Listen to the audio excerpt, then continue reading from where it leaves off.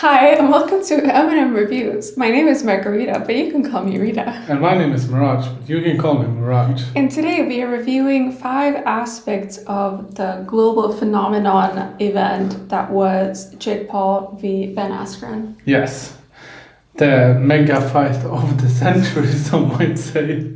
Clash of the Titans. Clash of the Titans. Okay, and we've broken it down. We're going to review this whole phenomenon, as I said, in 5 aspects. So our 5 aspects is 1, we're going to talk about the overall fight concept. 2, we're going to review the press conference. 3rd, we're going to review their pre-fight social media performance. Yes. 4, we're going to review the fight itself, not much there. And 5, we're going to just review the meaning of all this and the general global implications and meanings insofar as we see them. Yeah, do we go in chronological order? Yeah, of course. Yeah, of course. Yeah. Of course. That's the only thing that makes sense. Yes, Yeah. Okay, so Rita, what did you think about the fight concept? Yeah, so that's the first step, right? Yeah. Is we want to evaluate just, since we've all been subjected to this, mostly voluntarily, but we opted in. We opted in. It was like, whose idea was this? I would say that overall the fight concept is just very negatively weighing on Jake Paul's side. Okay, positive side.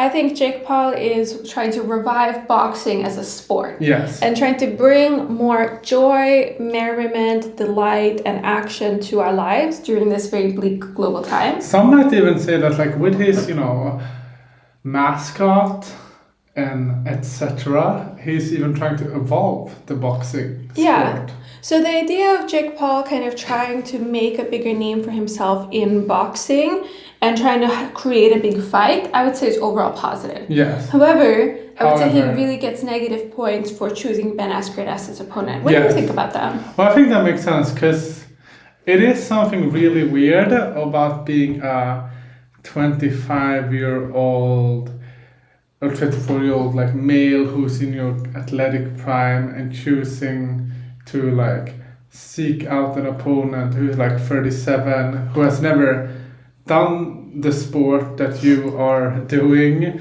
who is also notoriously bad at doing all the things that approximate the sport of boxing, i.e. MMA striking, and who is retired and who just had like a hip replacement surgery. And who's shorter than you. And who's shorter than you, and just, all of that makes you seem kind of meek, for lack of a better description. Yeah, so I think that while we generally applaud Jake's enthusiasm in trying to branch out beyond YouTube and into sports, because sports is great. Yeah. We think that the choice of opponent here really shows kind of just a bit of a sad vibe. Like a bit of a sad boy. Yeah. Not like a problem child, like a sad boy. Yeah. Sad boy vibe. A bit of sad boy and insecure boy. A bit insecure boy. Yeah. I mean, it's hard to be secure. Like, it is. We have seen it's I difficult for all people, Yeah. So, but okay. So overall, the fight concept, not looking so good. So, like, while we don't mind this idea of a kind of a YouTuber transitioning into being an athlete, like I like it. Boxing or even fighting like a real fighter who's kind of on the down and out, it's just like it was too much distance here in too many like features of the fight. Yeah, I think if he wanted to pick somebody, he could have picked somebody like closer to his own size or age or experience or like physical shape. Yeah, I feel like he could have definitely picked someone who's retired. And also someone who's like smaller than him. But picking someone who's retired, smaller, and had a hip replacement surgery, and is really like one of the worst strikers to ever compete in martial arts was too much. But Ben Askren's really good at getting hit in the face. Yes. And that's an important skill in boxing. That's true. So it wasn't totally unfair. Okay, so fight concept, overall neutral, I guess, because some positives, some negatives. Yeah. Okay, now moving on to our review of the press conference. Well, I think when I watched the press conference, I thought Jake Paul came away looking real bad.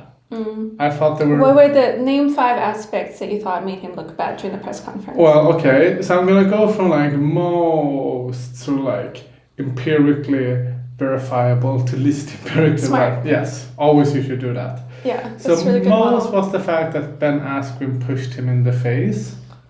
this whole thing. And Jake Paul kind of reacted by slapping him on the butt, right? No, people like pushed him. Well, he did this like stiff. No, I'm saying he pushed Ben in the back. Yeah, okay, he pushed him also, but before that there was a slap on the butt. Yeah, exactly. And Smack that food. so the reason I think that like weighed against Jake there was because I have never seen an like instance in my life where there's like two fighters facing off and one of them like breaches or like the physical barrier in quite like an aggressive way, because sometimes it's face to face and sometimes a bit of pushing, but it's really like putting your fist hand in someone's face. It's quite like unrespectful. Yeah, very disrespectful. Very disrespectful. So I feel like that weighed against Jake, his reaction. But then two was also the... Wait, getting somebody's hand in his face weighed against him? Yeah, because he didn't react properly to it. Yeah. What would have been an appropriate reaction?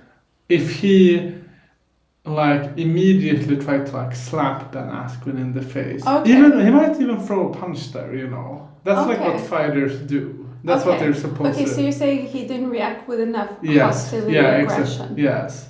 So that's the first thing. I think the second thing that I thought weighed against Jake was just like on the stage he was like trying too hard. He was like trying way too hard. The third thing that weighed against Jake is that it was like just his whole entourage backstage. I think fighters, they look a bit insecure when they bring all of that with them, right? The fourth thing that weighed against Jake was just how delusional he was afterwards, because afterwards he really acted as if he had really dominated the press conference. And even though he ended up dominating Ben Askren in boxing, you can separate out the two events because they are really separable. That's a good distinction. Yeah. And when just analyzing the press conference, it's clear that he didn't at all really dominate. He, in fact, the opposite dominated Ben Askren in the press conference, but he was so delusional about it. And then the fifth thing, and I know like he made fun of this on like Logan Paul's podcast, but the body language was just a bit weird, it was just a bit off. Okay, well, I really liked Jake Paul's fashion in the press conference. Yeah, he has great fashion. He has really great fashion. I really liked his outfit. And I felt he was bringing a lot of pizzazz. Yes. Whereas Ben was a bit calling it in fashion. Yes, that's true. But you can't ask Ben to be fashion. No. And Jake is, I think, much more fashionable guy. So I like that aspect, was the fashion. But overall, I agree with you. I thought that... Ben, it was also not a super cute look to be trying to bully this, like, obviously not super stable, like, 25-year-old. Good point, yeah. And really, like, goading him on and Yeah. really just being kind of derogatory and obviously not taking it seriously, but still being really mean. It's this boy's not well, Ben, True. Ben works with children. I feel like, I'm not saying Jake is a child, but I'm just saying like he's not that, in some ways, his performance in the press conference was not that far from like, a 14-year-old who's really trying to prove themselves. Yeah. So I felt, where's the light of your compassion? But I agree that... that really reminds me of, a similar situation as Joe Rogan noted, that when Sam Cedar bullies Steve Rubin, it's kind of like picking on a, mentally challenged person. I feel like Ben Askren was bordering on picking on a mentally challenged person. I don't want to say Jake Paul is mentally challenged. Well, I don't know anything I don't about want to say that. I don't want to say that either. But seemingly has some but it was also difficulties. like what was Ben Askren to do? Because Yes. Jake Paul, he had prepared these jokes and he had this whole cheerleading audience squad. And every time Ben tried to say something snarky, Jake would be like, "Oh, your joke wasn't funny. It didn't land. Nobody laughed. Like you got 0 likes for that. 0 thumbs up. Like 0 CTR. That was cringe. Yeah. It was just all very very YouTube view on the world. Yes. It was like so. I guess it was like, I think the press conference was a bit of a bad look for them both, but Ben did come off much better. Yes, he did. Because he's kind of an adult who's just living his best life. Yeah. Whereas Jake is kind of desperate and a bit sad and tragic. Yeah. I enjoyed Ben at the press conference, but I also felt a bit bad about enjoying it. Yeah. What did you think then about what happened after the press conference? With the pushing? No, the social media. All right, okay. So fallout. we're moving into the third aspect. Yes, number 3. That's pre-fight social media. Well, I think that was quite interesting because I felt like Ben was saying that he was carrying all the promotion for the Yeah. fight and he was doing everything, but I felt Jake was trying a lot to I build thought so suspense. too also, We yeah. watched Jake, he made that little video Yeah, about. yeah. I thought that was a really cute video. It was really, I mean, I guess he didn't make it, but he like helped make it. I felt like for Jake, he did a really good job preparing for the fight because he like really he created this narrative where it was him, the boy nobody believed in, who wanted to become a serious athlete, who's been training so hard, and now he's gonna go against this guy and he's gonna beat him. He's gonna show the world. It's like if he wins, it's gonna be the biggest thing. So I felt he did a really good job creating the narrative. I think like the tacky, awkward thing, of course, is like the narrative is ridiculous. Yes. Because beating Ben Askren for him is kind of like, okay, so what have you proven? Yeah. I mean, I guess like the fight, I mean, he did good, right? So I guess he proved that he doesn't completely suck at boxing. Yes. But I was like, who was saying that he completely sucks at boxing? I don't know. Maybe some people were saying that. I mean, some people were saying that, but who was saying that A, Jake Paul completely sucks at boxing, but B, if he beats Ben Askren, I know he's a legit boxer. Yeah, no I think one was that's the saying thing, the is that- conjunction of those two Yeah, I statements. think Jake was doing a really good job selling this vision that if he can win this fight, it's gonna mean something. Yeah. But it's a kind of a flimsy. It's Yeah, like yeah. I don't really. I mean, I think he's a great showman, Jake Paul, and he's really using the wounds of his trauma and his desperation to really build a beautiful spectacle for our society, and I think that's very entertaining. He's bringing something. He's like creative. He's innovative. He's dedicated. So I think that's like fun. But but I think the pre-fight social media for Jake Paul was like very flashy but kind of empty. Whereas Ben, I felt really shown in the pre-fight social media. Yeah. I really liked it. At I least. really liked Ben's. I mean, I think I agreed. Where like I really applaud Jake for the effort he put in. Yeah, and the heart. And I feel like he is so like the first premise mover here, right? Yeah. Yeah. That without him, Ben Askren doesn't do good. Yeah. Because I feel like Ben Askren comes off in the fight social media appearances as likable. I think he comes off as funny. I think he also does a great job selling the fight with his whole shtick about, look, I'm not saying I'm a great boxer, but I just don't believe that Jake Paul is a great boxer either. And hence I believe I will beat him. And his whole shtick about like how he's a YouTuber and I'm like a world-class athlete. It was all like fun, but I feel like none of that lands If Jake Paul was not the antagonist. If Jake Paul is not the antagonist. So I really gotta say that like I appreciated both social media presence, appearance, dedication. But here I have to give the majority of the credit to Jake Paul. Damn! Wow. Okay. I don't know. I felt the thing was okay. Jake created the opportunity, but I felt Ben really shone. I don't know Ben Askren. I don't care about him, but everything we watched, I was like, wow, this Ben. He seems like a really genuine person, and I like his energy. I like how he's living his life. Good gold star to Ben. Whereas when I was watching Jake, it was kind of like, I don't want to watch this, but you kind of can't stop. Yeah. So I don't know. I'm gonna call it a draw, but I respect your take very much. Okay, now let's talk about the fight itself. And I know this is a really sensitive topic. Let's just first say something about the pre-fight prediction. Okay. So I went back and forth. You can testify that I went back and forth. I initially had Jake Paul knocking out Ben Askren, easy peasy, lemon squeezy, as they say. Because I was like, I've seen the Ben Askren fight in the UFC. He can't box, he can't strike, he can't do anything. He's slow, plodding, unathletic. But then, I started watching more analysis, more takes.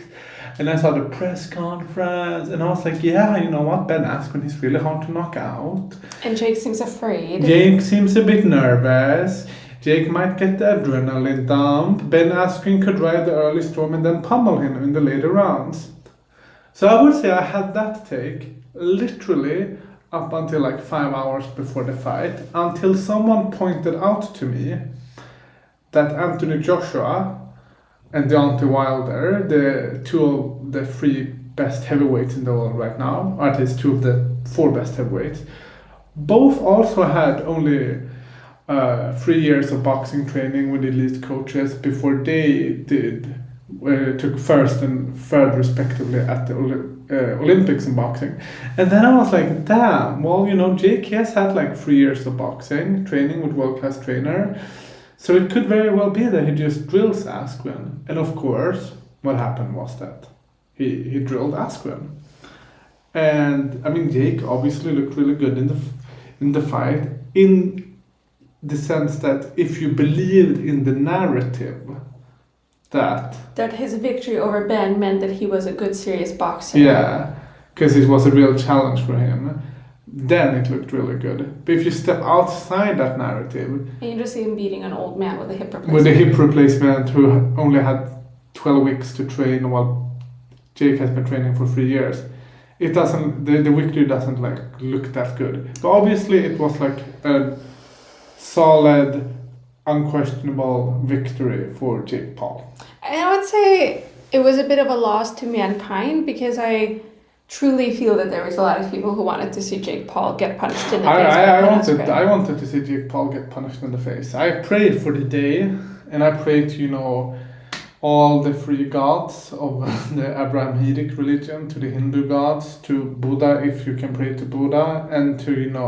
the native gods of America, of ancient Greek, Egypt, and Norse mythology, that Jake Paul once gets really punched in the face.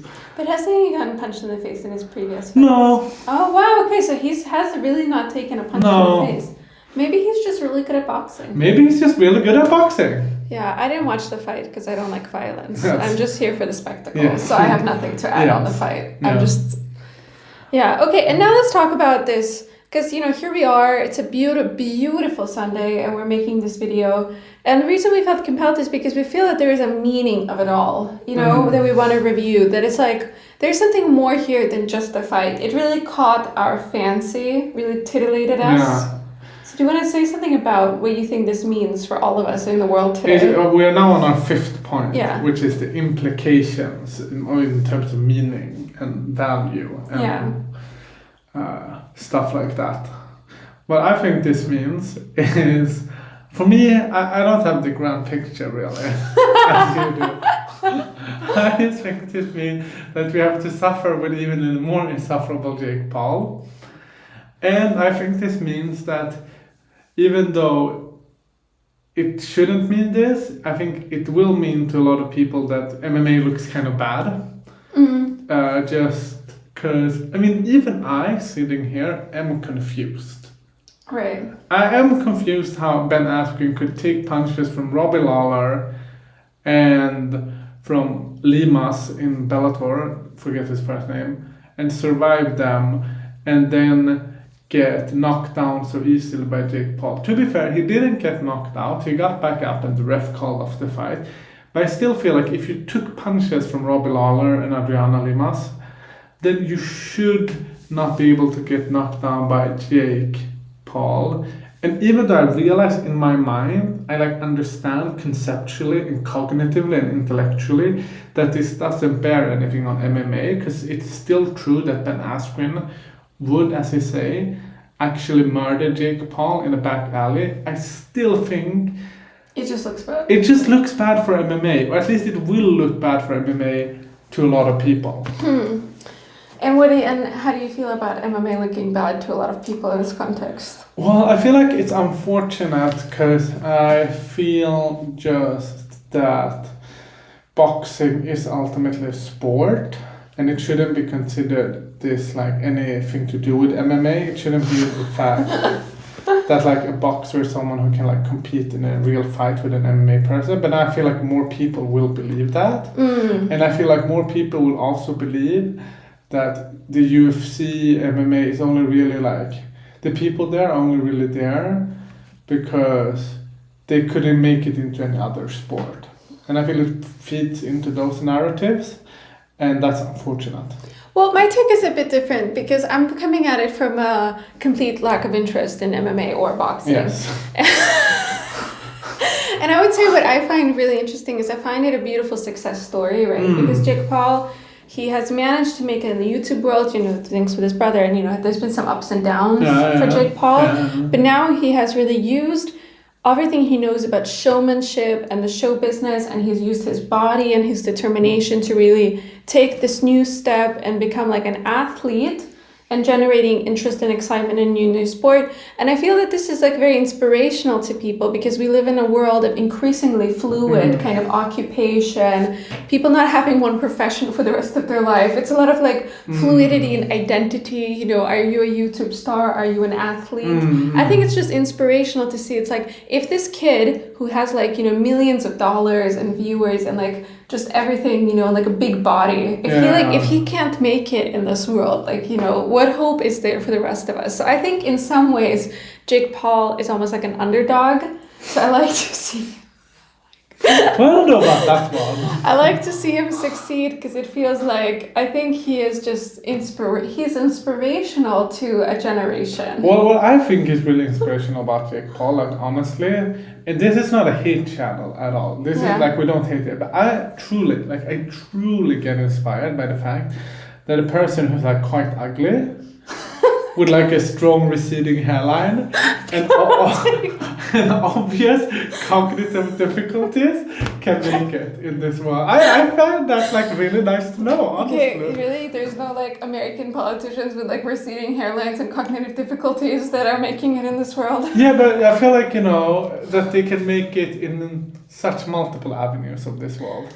I feel like that warms my heart. In some ways, success is always inspirational, and that's why it's kind of fun with sports, because even if your guy wins or loses, somebody wins in the end, and there's always a story of the triumph of the human spirit that you can kind of use to keep yourself going in the dark nights of the soul. Yeah. So that's my overall take, but definitely I will definitely like watch, Ben Askren and Jake Paul with interest in the future. I will like, if they come up with any other events that are very fascinating, I'll probably follow them, because I'm already so invested. So I have an incentive. So I feel like Jake Paul is like making a fan out of me, because I don't really hate him or like him. I just feel, but somehow I like care. But mostly I think a lot of it has to do just because he has really great fashion, and I find it is hard to find young men who have such good fashion. I don't like his style, but he's trying so hard. Yeah, fair enough. Yeah, so that's it. I don't like his style, but he's trying really hard. I think that's my summary overall of it all. And Ben Askren, he just wins, right? He got tons of money, and